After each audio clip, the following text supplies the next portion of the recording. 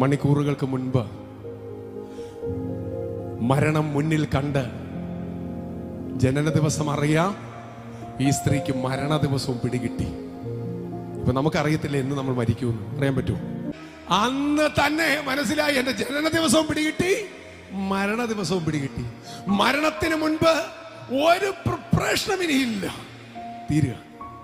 പക്ഷേ ഇത്രയും കുറ്റമാരോപിച്ച് ഈ സ്ത്രീയുടെ കൂടെ നിൽക്കാൻ, ഒരു വാക്കുകൊണ്ടെങ്കിലും അവളെ സഹായിക്കാൻ എങ്ങനെ യേശുവേ നിനക്ക് സാധിച്ചു? യേശു പറയും, ഞാൻ ജനിച്ച് വീണപ്പോഴേ ചില കുറ്റങ്ങൾ എന്റെ ചെവി കേൾക്കാൻ തുടങ്ങിയതാ.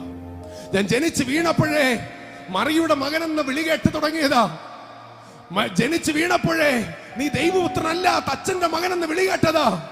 ജനിച്ച് വീണപ്പോഴേ എന്റെ സഹോദരങ്ങൾ പലരും എന്നെ വിശ്വസിക്കാതിരുന്നതാ. നിന്നയുടെ പ്രതികൂലങ്ങളുടെ നടുവിലൂടെ ഞാൻ പോയതാ.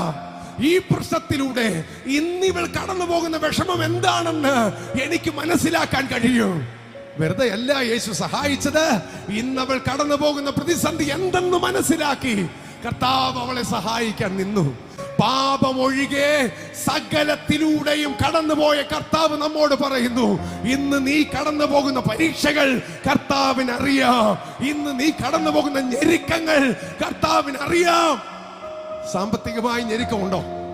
കർത്താവ് പറയുന്നു, സ്വന്തം വീട് പോലും ഇല്ലാതെ ഈറ്റശീലയിൽ ജനിച്ചു വീണ് വഴിയോരത്ത് കിടന്ന് കർത്താവ് പറയുന്നു, ഈ ഭൂമിയിൽ നിങ്ങൾ അനുഭവിക്കുന്ന എല്ലാ വേദനകൾക്കും എല്ലാ ഞെരുക്കങ്ങൾക്കും അതിലൂടെ ഞാൻ കടന്നുപോയവനാണ്. എല്ലാ വേദനകളിലൂടെ ഞാൻ കടന്നുപോയവനാണ്. ഇന്ന് നിങ്ങൾ കടന്നു പോകുന്ന പ്രതിസന്ധി എന്ത് തന്നെയാകട്ടെ, അത് മനസ്സിലാക്കാൻ നമ്മുടെ കർത്താവിന് കഴിയും. എന്ത് പ്രതികൂലമാണെങ്കിലും അത് മനസ്സിലാക്കാൻ കർത്താവിന് കഴിയും. ആ സഹോദരിയെ സഹായിക്കാൻ കർത്താവ് ഇറങ്ങിയതിന്റെ കാര്യം എന്താ? വാക്കുകൊണ്ട് ആ സഹോദരിയെ ബലപ്പെടുത്താൻ കർത്താവ് ഇറങ്ങിയതിന്റെ കാര്യം എന്താ? അവൾ അന്ന് കടന്നു പോകുന്ന ഒറ്റപ്പെടൽ, അന്ന് കടന്നു പോകുന്ന പ്രതിസന്ധി കർത്താവിന് മനസ്സിലായി. ഓരോരുത്തരായി കല്ലെറിയാൻ വന്നവരെ, മുൻപേ വന്നവരെ, പുറകെ വന്നവരൊക്കെ കല്ലിട്ട് മടങ്ങിപ്പോകുമ്പോ ആ നിലത്തുള്ള എഴുത്ത് കർത്താവ് തുടർന്നു. ഉൽപ്പത്തി പുസ്തകത്തിൽ ഈ മണ്ണെടുത്തല്ലേ കർത്താവ് ആദാമിനെ മെനഞ്ഞത്? യിരെമ്യാ പ്രവചനത്തിൽ ഈ മണ്ണല്ലേ കുഴച്ച് മറ്റൊരു പാത്രമാക്കി മാറ്റിയത്?